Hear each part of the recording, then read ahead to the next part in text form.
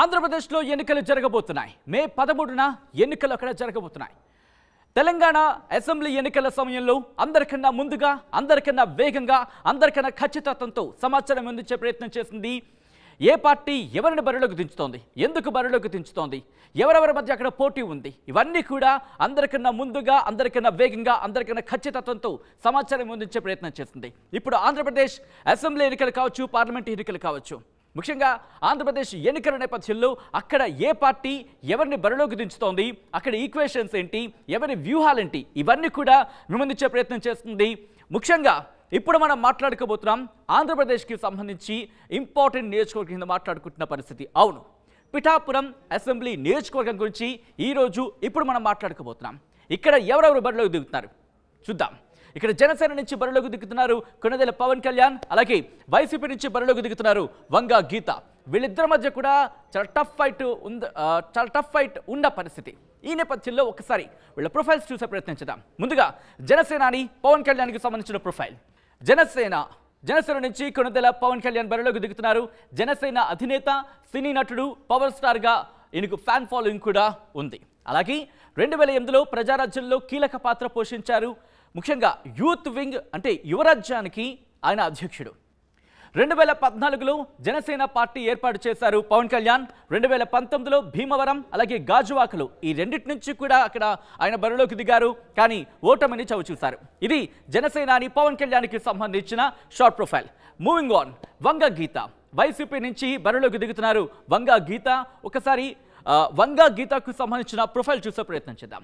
న్యాయవాదిగా పనిచేశారు వంగా గీత. 1989 నుంచి టీడీపీలో యాక్టివ్గా ఉన్నారు ఈమె. 1995, 2000 ఈ మధ్య కాలంలో జిల్లా పరిషత్ చైర్పర్సన్గా పనిచేశారు. 2000 నుంచి 2006 ఆ టైం పీరియడ్లో రాజ్యసభ ఎంపీగా కూడా పనిచేశారు వంగా గీత. 2009లో ప్రజారాజ్యం పార్టీలో చేరారు, పిఠాపురం ఎమ్మెల్యేగా గెలుపొందారు. ఇక 2019లో వైసీపీలో చేరారు, కాకినాడ ఎంపీగా గెలిచారు. ప్రస్తుతం సిట్టింగ్ ఎంపీగా ఉన్నారు. అయితే ఇక్కడ అంటే 2024 ఎలక్షన్స్లో కూడా ఇంట్రెస్టింగ్గా పిఠాపురం బరిలోనే నిలిచారు వంగా గీత. సో ఇది జనసేనాని పవన్ కళ్యాణ్ అలాగే వంగా గీతకు సంబంధించిన షార్ట్ ప్రొఫైల్. ఒకసారి ఈ పిఠాపురం నియోజకవర్గానికి సంబంధించి అక్కడ పరిస్థితులు ఎలా ఉన్నాయో ఒకసారి చూసే ప్రయత్నం చేద్దాం. ఎస్, కాకినాడ పార్లమెంటు స్థానంలో భాగం పిఠాపురం నియోజకవర్గం. ఇక్కడ మీరు చూసుకుంటే కనుక గొల్లప్రోలు, పిఠాపురం, కొత్తపల్లి మండలాలు కాకినాడ పార్లమెంట్ పరిధిలోకి వస్తాయన్నమాట. ఇక్కడ కాపు సామాజిక వర్గం ఓట్లు అత్యధికంగా ఉండే నియోజకవర్గంగా పిఠాపురాన్ని చెప్తూ ఉంటారు. ఈ నేపథ్యంలోనే రాష్ట్ర రాజకీయాలు ఇప్పుడు పిఠాపురం వైపు చూస్తున్నాయంటే ఎటువంటి అతిశయోక్తి లేదు. రైట్, ఇది పిఠాపురం నియోజకవర్గానికి సంబంధించి ఒక షార్ట్ ప్రొఫైల్. సో ఈ నేపథ్యంలో అక్కడ ఎవరి వ్యూహాలేంటి, ఎవరి అక్కడ క్యాలిక్యులేషన్స్ ఏంటి, ముఖ్యంగా జనసేనాని పవన్ కళ్యాణ్ అక్కడ బరిలో దిగుతున్నారు, అలాగే వైసీపీ వంగా గీతను అక్కడ బరిలోకి దించిన పరిస్థితి. ఈ నేపథ్యంలో ఎవరి విజయ అవకాశాలు ఏ విధంగా ఉన్నాయి, ఎవరి వ్యూహాలు, ఎవరి ప్రతి వ్యూహాలు ఏంటి తెలుసుకునే ప్రయత్నం చేద్దాం. మా ప్రతినిధి ప్రకాష్ అప్డేట్స్ అందించేందుకు లైవ్లో జాయిన్ అవుతున్నారు. ప్రకాష్, ముఖ్యంగా జనసేనాని పవన్ కళ్యాణ్ అలాగే వంగా గీత వీళ్ళిద్దరూ కూడా పోటాపోటీగా ఉన్న పరిస్థితి. ఈ నేపథ్యంలో ఎవరి వ్యూహాలేంటి, అలాగే అక్కడ సామాజిక సమీకరణాలేంటి, టోటల్గా పిఠాపురం నియోజకవర్గానికి సంబంధించి ఒకసారి క్లియర్ పిక్చర్ చూపించే ప్రయత్నం చేస్తారా?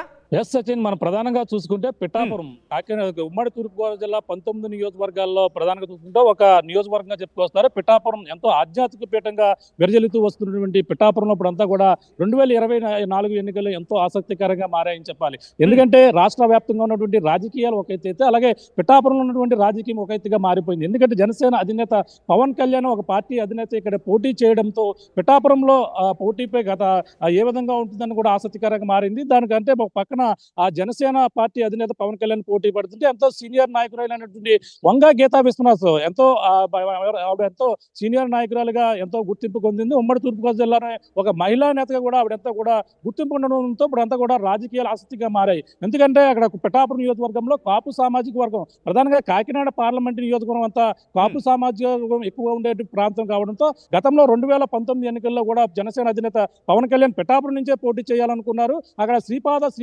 వల్లమని ఆశీస్సులు ఉంటే తప్పకుండా పోటీ చేస్తాను ఒక వాగ్దానం కూడా చేశారు. కానీ అక్కడ అనివార్య కారణాల వల్ల అయితే అతను గాజువాక వెళ్ళారు, తర్వాత భీమవరం వెళ్ళారు. కానీ పిఠాపురంలో అతనేది పోటీ చేయలేదు. కానీ ఇప్పుడు 2024లో శ్రీపాద వల్లమని నా గురువుని ఒక స్వస్థలం కాబట్టి అక్కడ నుంచే నేను పోటీ చేస్తానని తన సీటును తానే ప్రకటించుకున్న పరిస్థితి అయితే పవన్ కళ్యాణ్ అయితే మన ప్రధానంగా చూసినప్పటి నుంచి కూడా రాజకీయాలన్నీ కూడా మారిపోయిన ఇక్కడ చెప్పుకుంటే కనుక, ఎందుకంటే పవన్ కళ్యాణ్ కి సంబంధించి ఫ్యాన్ ఫాలోయింగ్ ఉంది, అలాగే కాపు సామాజిక వర్గానికి సంబంధించి ఓట్ బ్యాంక్ కూడా తన వైపు మొగ్గు చూపుతారని ఆశాభావం వ్యక్తం చేస్తున్న నేపథ్యంలో అట్ ద సేమ్ టైం వైసీపీని చూసుకుంటే కనుక వంగా గీత ఎక్స్పీరియన్స్డ్ పొలిటీషియన్ అని చెప్పుకోవాలి. టీడీపీలో ఉన్నారు, ప్రజారాజ్యంలో ఉన్నారు, ఇప్పుడు వైసీపీలో ఉన్నారు. గతంలో కూడా పిఠాపురం నుంచి పోటీ చేశారు, గెలుపొందిన పరిస్థితి. ఈ నేపథ్యంలో అక్కడ ఎవరి వ్యూహాలేంటి, ఎవరి ప్రతి వ్యూహాలేంటి? ఎప్పుడైతే జనసేన అధినేత పవన్ కళ్యాణ్ టికెట్ ప్రకటించి అక్కడ నేను పోటీ చేస్తున్నానని చెప్పిన నేపథ్యంలో వైసీపీ ఒక్కసారిగా అలర్ట్ అయిన పరిస్థితి ఉంది. ఎందుకంటే వంగా గీత విశ్వనాథన్ అయితే ఆ తానే పెట్టారు. అక్కడ సిట్టింగ్ ఎమ్మెల్యే పెండెం దొరబాబును మార్చి మరి ఆ ఎంపీగా కొనసాగుతున్నటువంటి గీతనైతే పిఠాపురంలో వైసీపీ వ్యూహాలకి పదును పెట్టి అక్కడంతా కూడా అతనైతే పెట్టినటువంటి పరిస్థితి ఉంది. ఆ గీతకి సపోర్ట్గా ఎంతగా మొత్తం వైసీపీ యంత్రాంగం మొత్తం పక్కన ఉభయ గోదావరి జిల్లాకు రీజనల్ కోఆర్డినేటర్ మిథున్ రెడ్డితో పాటు అలాగే కాపు ఉద్యమ నేతగా ఉన్నటువంటి ముద్రగడ పద్మనాభం వైసీపీలో జాయిన్ అయిన తర్వాత ఆ పిఠాపురంపై మొత్తం బాధ్యతలు కూడా అప్పగించిన పరిస్థితి మరోపక్క కనబడుతుంది. అలాగే మరో ఇద్దరు నేతలు అలాగే మా దాడిశెట్టి రాజుతో పాటు మొత్తం అందరూ కూడా పిఠాపురంపైనే ఫోకస్ పెట్టారు. పవన్ కళ్యాణ్ ఏ విధంగా అయినా సరే ఓడించాలనేది అక్కడ అంతగా చూడొచ్చు. మరో పక్కన పవన్ కళ్యాణ్ ఒకటే చెప్తున్నారు, అంత కాపు సామాజిక వర్గం ఎక్కువగా ఓటు ఉన్నప్పటికీ ఫ్యాన్ ఫాలోయింగ్ ఉంది. అక్కడ గతంలో ప్రజారాజ్యం కూడా ఓటు అక్కడ నెగ్గింది కాబట్టి ఇప్పుడు నేను అక్కడ గెలుపు తజ్జిమంటూ ప్రధానంగా చెప్తాను. ఎందుకంటే వైసీపీకి సంబంధించి మాట్లాడుకున్నప్పుడు పెండెం దొరబాబు అక్కడ కాస్త తనకు టికెట్ రాలేదని అసంతృప్తిని వ్యక్తం చేసిన పరిస్థితి మనం చూసాం. అట్ ద సేమ్ టైం జనసేనకు సంబంధించి కూడా నేరుగా జనసేన నుంచి కాకపోయినా తెలుగుదేశం పార్టీ, ఎందుకంటే అక్కడ పొత్తులో భాగంగా తెలుగుదేశం కూడా ఉంది, వర్మ తనకు టికెట్ దక్కలేదని అసంతృప్తిని వ్యక్తం చేసిన పరిస్థితి మనం చూసాం. సో రెండు పార్టీలకు సంబంధించి అంటే ఇటు పొత్తులో భాగంగా జనసేన, టీడీపీ, బీజేపీకి సంబంధించి కూడా కాస్త వ్యతిరేకత ఎదుర్కొంటున్న పరిస్థితి, వైసీపీ కూడా సేమ్ అటువంటి పరిస్థితి ఉందని చెప్పుకోవాలి. ఎలా ఇష్యూని సాల్వ్ చేసుకునే ప్రయత్నం చేస్తున్నాయి రెండు పార్టీలు కూడా?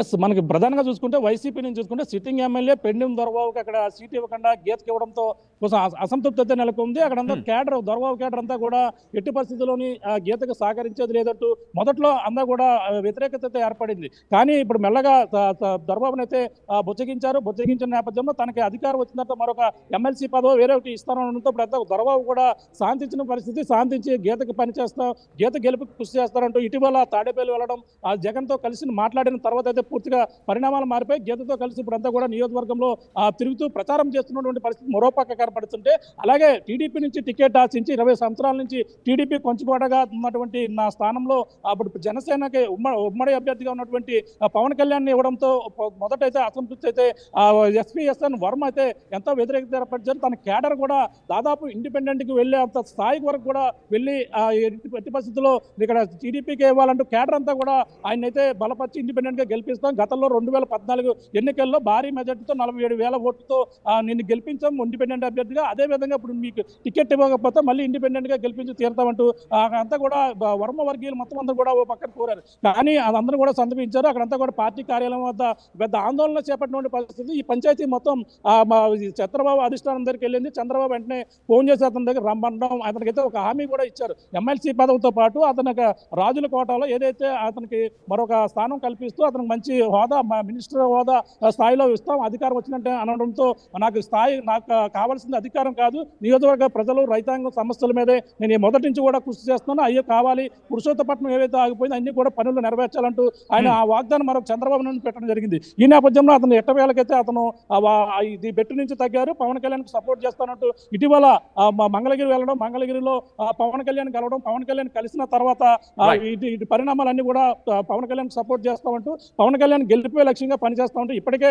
వర్మ పవన్ కళ్యాణ్ మరో పక్కన ఇంకా ప్రచారంలోకి రాకముందే వర్మ తన కుటుంబ సభ్యులు అందరూ కలిపి పిఠాపురం నియోజకవర్గంలో మొత్తం కేడర్తో విస్తృత సమావేశాలు నిర్వహించడం, అలాగే పవన్ కళ్యాణ్ భారీ మెజార్టీతో గెలిపించాలని ఇప్పటికే కోరుతున్న పరిస్థితి మరో పక్కన ఉంది. మరొక 2 రోజుల్లో పవన్ కళ్యాణ్ కూడా పిఠాపురం రాబోతారు. పిఠాపురంలో 31వ తేదీలో ఆ ప్రచారాన్ని అయితే ప్రారంభించడానికి అన్ని ఏర్పాట్లు కూడా చేస్తున్నారు. Right Prakash, thanks for update. So మొత్తంగా అయితే మాత్రం చాలా ఇంట్రెస్టింగ్ పోటీ అనేది చెప్పుకోవాలి. ఎందుకంటే ఇటు వైసీపీ నుంచి వంగా గీత కూడా సీనియర్ పొలిటీషియన్, ముఖ్యంగా ప్రజారాజ్యం పార్టీలో కూడా పిఠాపురం నుంచే గెలిచిన పరిస్థితి మనం చూసాం. ప్రస్తుతం కాకినాడ నుంచి అంటే తూర్పుగోదావరి జిల్లా ముఖ్యంగా కాకినాడ పార్లమెంట్ పరిధిలోకి వస్తుంది పిఠాపురం కూడా. సో అక్కడ బరిలోకి దిగుతున్నారు ఇటు వైసీపీ నుంచి వంగ గీత, అలాగే జనసేనాని పవన్ కళ్యాణ్. చాలా ఇంట్రెస్టింగ్గా ఆ నియోజకవర్గం ప్రకటించారని చెప్పుకోవాలి. ఎందుకంటే చాలా ఉత్కంఠ నెలకొంది. గాజువాక నుంచి పోటీ చేస్తారా, భీమవరం నుంచి పోటీ చేస్తారా, లేకపోతే ఇంకా వేరే చోట ఎక్కడి నుంచి అయినా పోటీ చేస్తారా? అయితే తూర్పుగోదావరి జిల్లాలకు సంబంధించి ఆయన పోటీ చేసిన అంశానికి సంబంధించి దాదాపుగా క్లారిటీ వచ్చినప్పటికీ కూడా ఆ సందిగ్ధత కొనసాగింది. కానీ జనసేనాని పిఠాపురం నుంచి పోటీ చేస్తారు అని ప్రకటించగానే ఒక్కసారిగా ఆంధ్రప్రదేశ్ రాజకీయాలు పిఠాపురం సెంట్రిక్గా మారాయి అనడంలో ఎటువంటి అతిశయోక్తి లేదు. ఇలాంటి పరిస్థితుల్లో ఏం జరగబోతుంది అక్కడ అనేది కూడా చాలా ఇంట్రెస్టింగ్గా మారింది. సో చూద్దాం, వేచి చూద్దాం అక్కడ ఏం జరగబోతుందో.